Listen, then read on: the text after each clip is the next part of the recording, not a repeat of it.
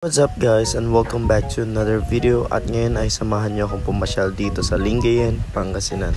So ayun na nga guys, hindi ko na ipapakita yung Lingayen Beach na madalas po nating puntahan. Super na-amaze ako kasi meron pala itong limahong channel. Nakikita ko na to sa Facebook pero ngayon ko lang siya napuntahan. Nagkayayaan kasi na kumain kami ng mga dati kong kasamahan dito sa Lingayen, Pangasinan. At isa ito sa side trip namin.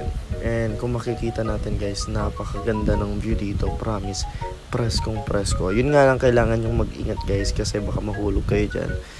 Magaya nyo yung nag-trending online.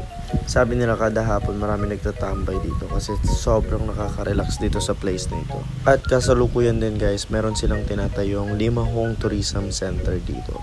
So pinasyalan na din namin ito. So far wala pang masyadong ganap dito sa lugar na ito. Pero may mga makikita tayong parang event place.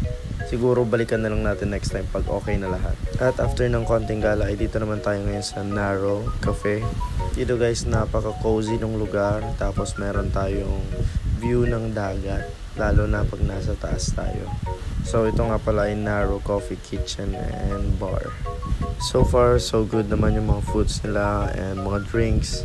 And yung place talagang good for bonding. And yung sa serving po ng food nila talagang mabubusog po kayo. Quality guys. May mga kung ano-ano pa kaming ganap dyan guys. Pero short vlog lang ito. Nakasama ko ang GB Fam kasi long time no see kami. Kaya thanks for watching guys. Till next video. Bye bye. Love love. Good vibes.